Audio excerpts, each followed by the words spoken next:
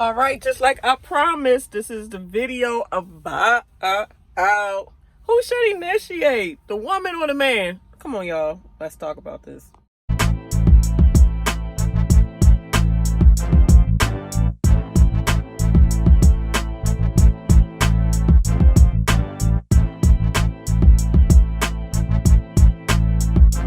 Well, there. Good afternoon, everybody. This is Pinky Dabney on the mic. Welcome to the Pinky Dabney Talk Show. And we bring on today the topic of who should initiate anything in a relationship, the man or the woman. Now, when it comes to who should initiate, it used to be an old saying to wear back in the day. The man was like the hunter. He always had to hunt and gather. And part of his hunting and gathering was gathering and hunting of females. But that is not the society that is any longer. In today's world, women are hunting and gathering themselves. They no longer wait for a man. And then men, I ain't saying all, but some men has turned so feminine that women has picked up on it. And just like men take advantage of women sometimes, women pick up on that and they can take advantage of guys sometimes. So when I ask the question, who should initiate, the man or the woman? That can be classified in different areas. It can be classified in who should initiate in the bedroom, who should initiate as far as showing interest in, like, I like you, you know, can I get your number, this and that. Mainly those two. Who should initiate to start the dating phase? And once y'all together and everything, who should initiate, you know, when y'all together? Especially when you get married. I think in marriage, that can kind of be one of the issues that a lot of married couples deal with. And I hear that a lot from guys, and they'll always say, well, every time I want some, I always have to be the one, you know, to tap on the butt, like, come on, girl, you trying to do something. And they be like, man, you know, I got to do it because I got my needs and that is my wife. But at the same time, it's getting on my nerves because I'm bored. You know, sometimes I wish she'd just come on to me and take it and this and that. And then, you know, I've had guys where they say, shoot, I like it when you come on to me. That is just so attractive. Fuck me. Fuck me. Like, really? Some men like it, some men don't. Some men are the alpha males, some men are not. Some women are alpha females and some women are not. I'm an alpha female, I ain't gonna lie to you. I'm not gonna say that I have to be in control, but I do go after what I want. I know what I want. So I'm one of those kind of people where if I see something I like, most of the time I'm gonna initiate. I don't like initiating all the time, but if I really see something I want, and I realize that it's a potential that it's going to get away, if I can help it, I'm not going to be blatant about it, like in your face, I want you. Like, I'm going to do little flirtatious things, like little undercover things to try to get your attention. And once I got your attention, now it's time for me to get to know you and you get to know me and to get into your brain. That's my thinking of how I start initiating. Like, my initiation is not in your face, and you will never even know that I'm initiating. You just don't know until I admit that that's what I was doing. But you put your comment in the comment section below and let me know how you guys feel about that.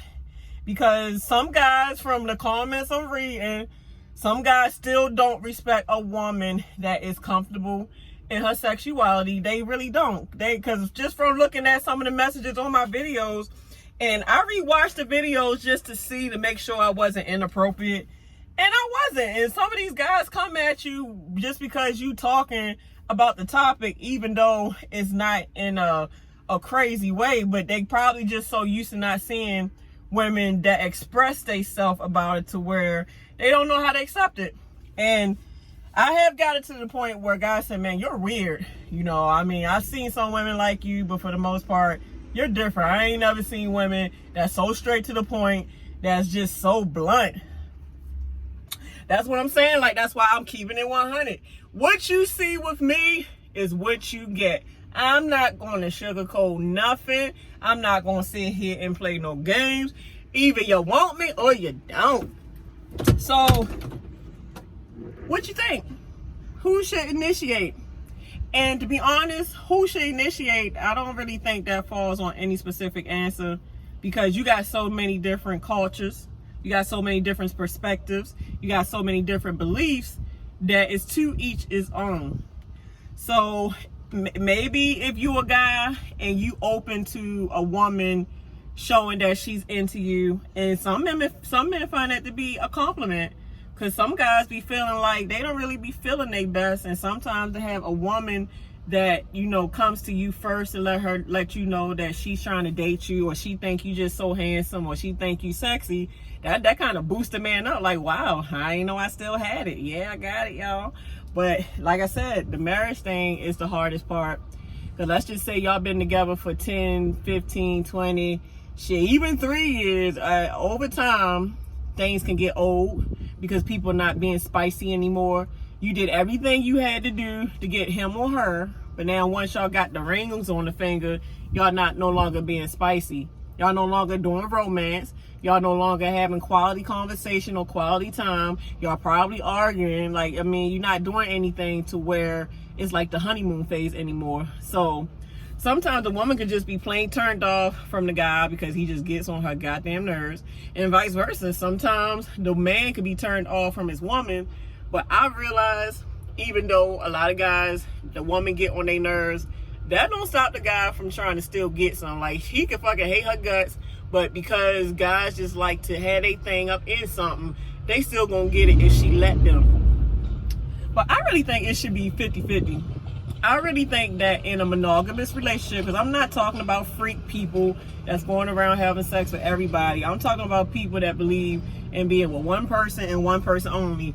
These are the kind of people that I'm focusing this topic on. My thing is, if you're married especially, or you in a real exclusive committed relationship, I really feel like it should go both ways. I feel like the woman should feel appreciated. She should definitely feel wanted by his gestures, or maybe he might, you know, smack on the butt, or he might say, damn, baby, you so beautiful today. What kind of perfume you got on? Damn, girl, you just make me so proud to call you out. Like, stuff like that. And vice versa, for the woman to do that to her man, that means a lot. Like, if he in the gym working out all the time, compliment him on his muscles. Like, damn, babe, your damn arms looking pretty sexy, man. I can't wait to get you in the bedroom, honey. Stuff like that.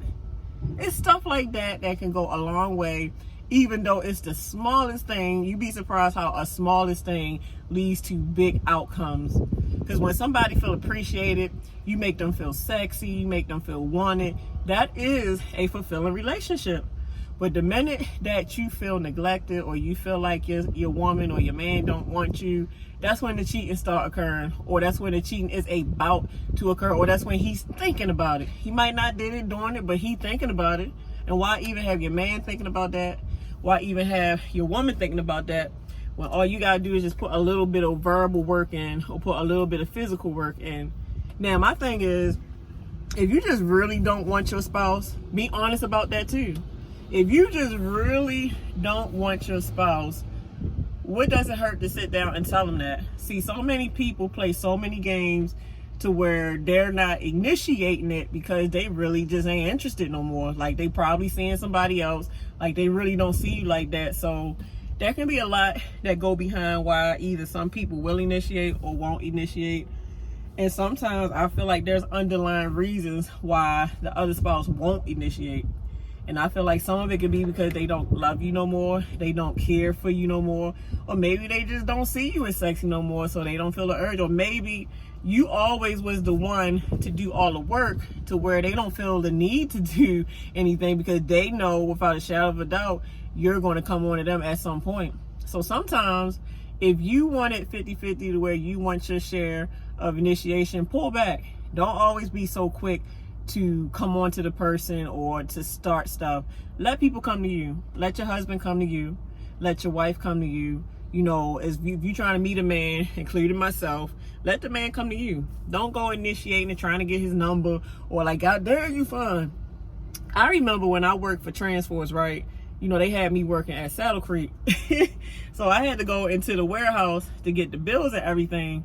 So I had to walk past all the other warehouse workers, and it was like a pretty boy type warehouse guy, and I think he was coming out from the break room, like on his phone, like walking out, looking at his phone, being all pretty boyish as he was. And there was a woman sitting at the break table outside. So when she seen him walking out, she was like, damn, you fine. Damn, can I get your number? He looking at, I got a girlfriend. I got a girlfriend. He probably didn't have a girlfriend. Some guys get truly repulsed. I don't know why, but some guys still believe in old-fashioned, like, I'm the alpha male, so let me chase the cat. You ain't gonna chase me, kitty. I chase the kitty. And then some men feel like if a woman initiated that, she's desperate, and that's not always true. You just got some strong women that know what they want, and they go after what they want. I don't see nothing wrong with going after you want in a subtle way. Now, if you aggressive like a dude, now that can be a turn off. If you got a woman like, girl, come here, let me get your number. Come here. Like, hell no, what's your ass? That's like dating another dude. I might as well be gay if I'm gonna date your aggressive ass. So it gets crazy. It gets crazy. Sometimes people really want what they want, and then sometimes people want what they don't want. So you just gotta match up with folks. A lot of times stuff is compatibility. A lot of times the stuff is chemistry. So I really feel like for the initiation phase to be a consistent success, first make sure you got chemistry with somebody before you commit, and especially before you marry them. Because if you marry somebody just for the beauty, if you marry somebody just for that rod they got, and you ain't got no connection, after that lust and that honeymoon phase is over, y'all two gonna be miserable as hell together, because you have literally no connection, like no conversation, like what you want she don't want, what she want you don't want. So it's like y'all stay clashing because y'all can't agree on one thing. Y'all never see eye to eye. Like, it's no fun anymore.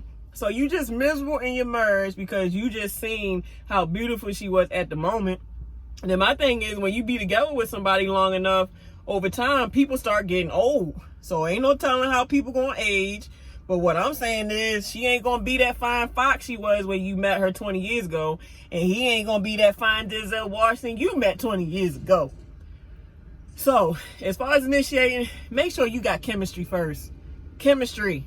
The chemistry has to meet. Like, you have to really feel like you have to feel like, even if y'all not having sex, that y'all still like this. And sometimes I ain't gonna front to y'all. Sometimes I feel like that's where I didn't go wrong at. Because I ain't gonna lie, like my ex-husband, I married him just so I wouldn't be sending for, shacking up with somebody. Because my mom raised us in church. I was a Baptist. She raised us in church. And, to shack up with somebody, that's a sin. So I knew I wanted to have, I did love him, but I knew I wanted to have him. So I'm like, man, shit, we gonna be having sex. We can't be living together and not married. So we got married, but my reason to marry him was for sex. It wasn't because like I was into him mentally. It was just because I wanted to make sure that I was getting sex in the right way. I was just being honest. I married him so that I wouldn't be sitting in sex. That's all. But yeah, so yeah, man. Who y'all think? Who you think should initiate first? Do you think it is okay when a woman comes onto a man to get his number, or when she comes onto a man to ask for a date? Or should the man be the one to do the traditional style of he gets the woman number, he chases after the woman, and then once y'all get together, get married, or just boyfriend and girlfriend really exclusively, who should be the one to initiate things in the bedroom? Like, do you guys like to be ravaged by your woman? Or do you like to be the one to always come on to her? Do you think it should go both ways, where she come on to you sometimes, and sometimes you come on to her, or whatever? Like, both should feel wanted. What y'all think? Let me know in the comment section below. And I believe it's going to be a part 2 because I'm actually kind of tired. So I know my mind is not working at full optimum speed.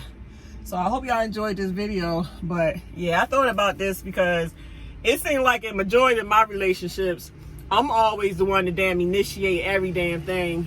And sometimes, I ain't gonna lie, I get tired of the shit. Because it gets old. You know what? It is nothing worse than being with somebody that's lazy in the bedroom. Because sometimes, like, I talk to homeboys and all that stuff, and they tell me about a lot of their experiences. And I hear a lot of them talk about, yeah, man, my girl, man, I love her and everything, but she lazy. Like, she don't want to F back and like she don't do no work. All she do is just lay there. And I mean, I'm getting bored of that. Like she got to do something. But sure, a lot of y'all guys be some lazy mother suckers too.